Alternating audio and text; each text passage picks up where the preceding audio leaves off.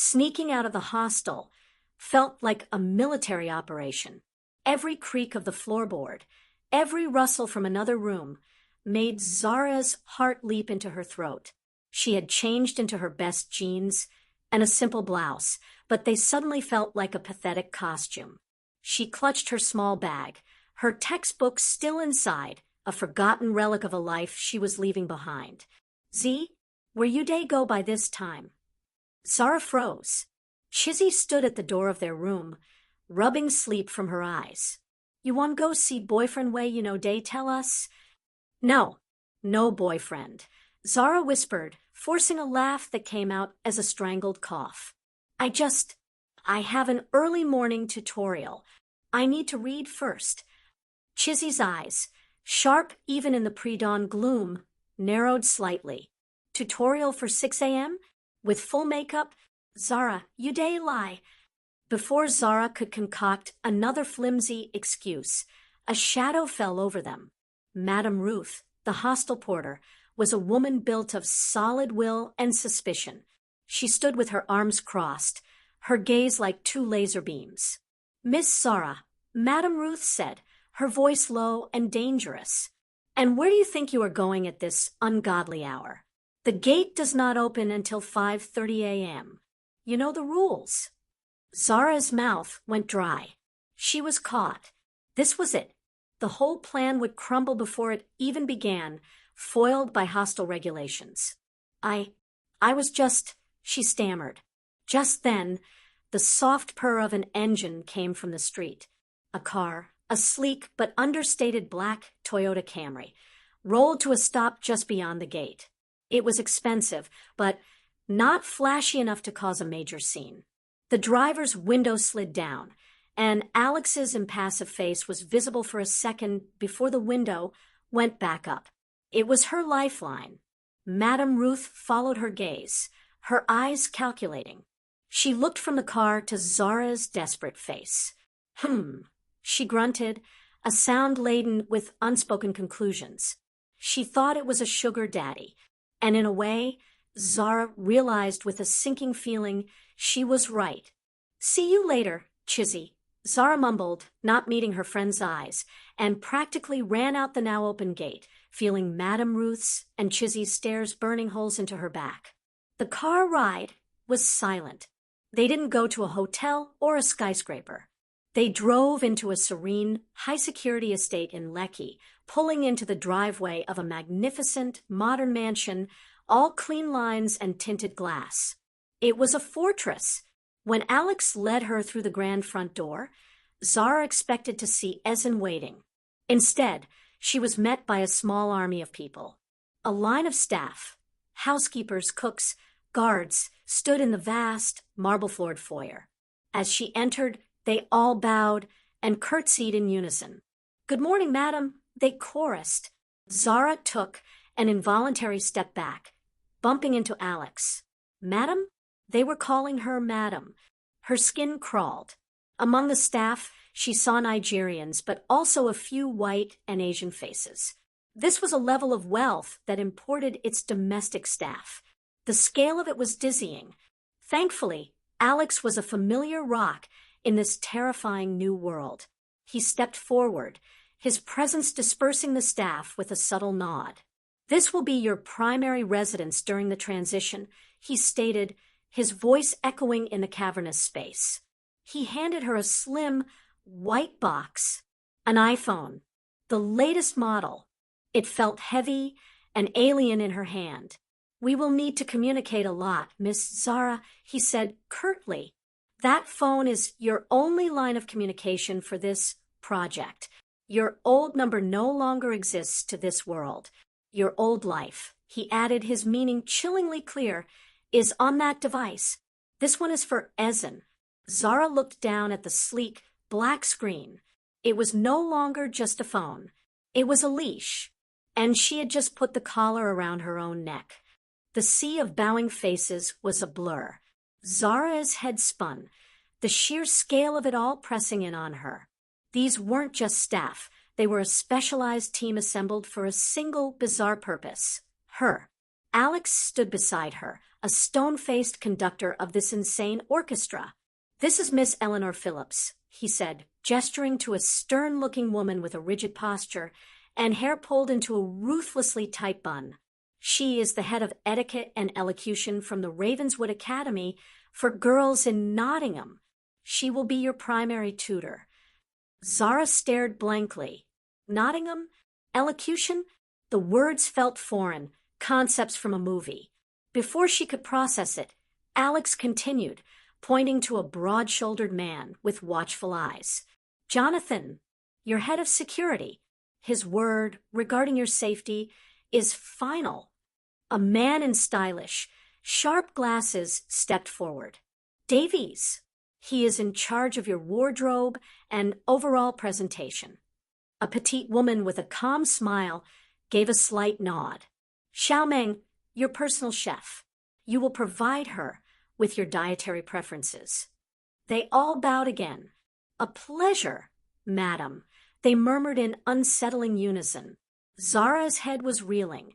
Security? A personal chef? She had come from a hostel where she shared a bathroom with 10 other girls.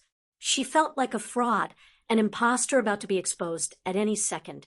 And then Miss Phillips began. "Right," the woman said, her voice cutting through the opulent foyer like a shard of ice. She didn't smile. Her eyes, a pale, unforgiving blue, scanned Zahrah from head to toe, dissecting her with a cold, clinical precision. "Let us dispense with the pleasantries. We have a great deal of work to do, and a pathetically short time in which to do it." She walked a slow, deliberate circle around Zahrah. "Posture," she declared, her tone leaving no room for argument. "You slouch. It screams of low self-esteem and a poor background. A Judeeha does not slouch. A Judeeha owns the space she inhabits." She stopped in front of Zahrah. "Stand. Properly. Shoulders back. Chin parallel to the floor. Imagine a string pulling you up from the crown of your head." Zahrah, who had always thought she carried herself with a certain Ajegunle pride, stiffened her spine. It felt unnatural, strained. "No, no. You are a soldier, not a lady. Relax your shoulders, but keep them back. There is a difference." Miss Phillips tapped Zahrah's chin with a cold finger. "Up.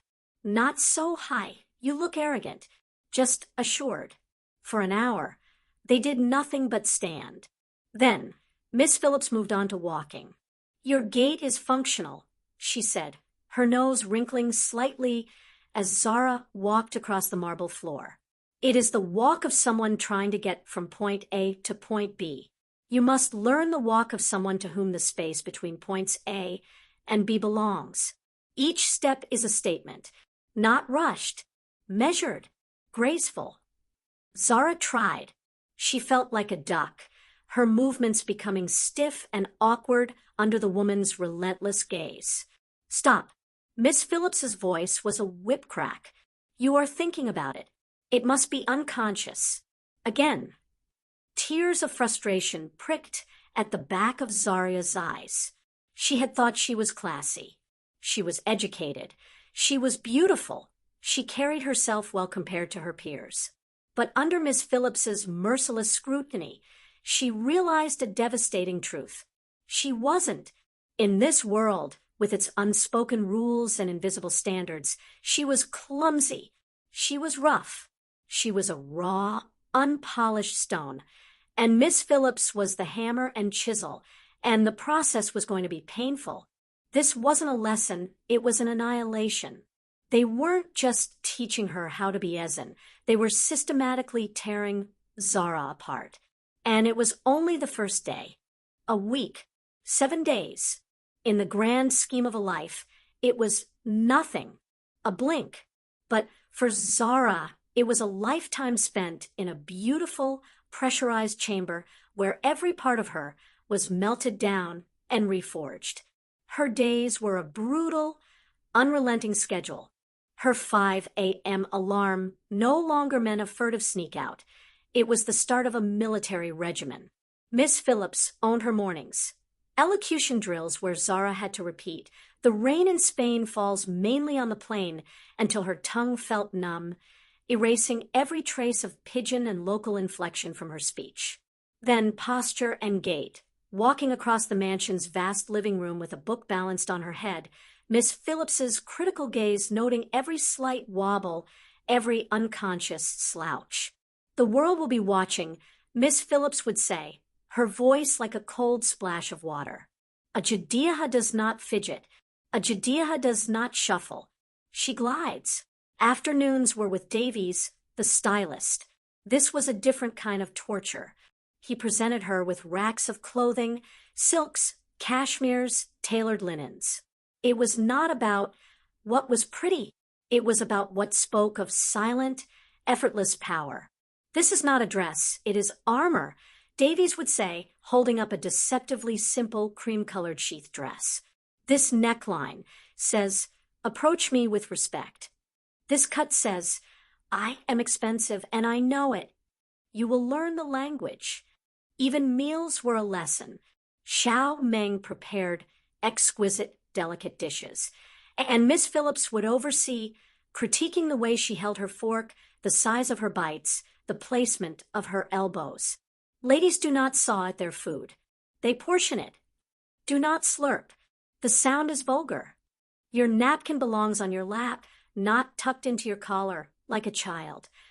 By the end of each day, Zahrah would collapse into the impossibly soft bed in her assigned room, her body aching from the unnatural posture, her mind a weary blank. The girl from Ajegunle felt like a ghost, a fading photograph tucked away in a drawer. When she returned to campus for her lectures, the contrast was jarring. The noise, the chaos, the vibrant, unpolished energy of it all felt loud, coarse. She walked through the crowded pathways, her new posture making her feel taller, her measured gait a stark contrast to the hurried scurry of her classmates. It was Chizzy who noticed first.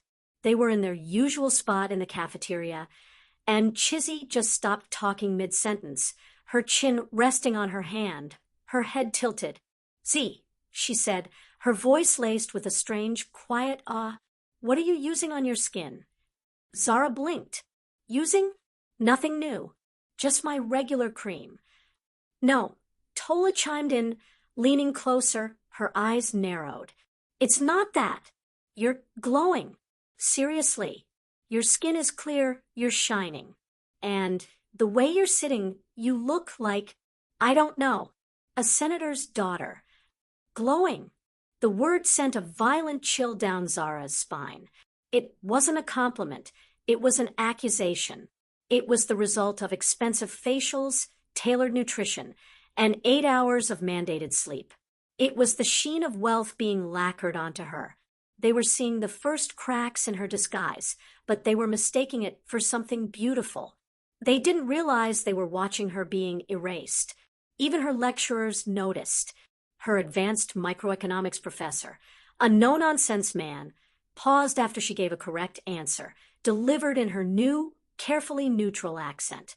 "An astute point, Miss Zahrah," he said, peering at her over his glasses, as if seeing her for the first time. Well articulated. She felt like a specimen under a microscope. The transformation was working, and it was terrifying. That Friday, after a particularly grueling session on table settings for a formal 12-course dinner, Zahrah found Alex in his small, pristine office off the main foyer. The frustration and the eerie feeling of becoming a stranger to herself boiled over. "Alex," she said, her voice tight. "Where is she?" He looked up from his tablet, his expression unreadable. Zahrah clarified, the name feeling dangerous on her tongue. "I've been here a week. I'm being sanded down and polished up for her life, and I haven't seen her since the hotel. Where the hell is she? Is this even real?" Alex regarded her for a long, silent moment. He placed the tablet down deliberately on the desk. Then he slowly rose to his feet. The movement was filled with a new, profound gravity.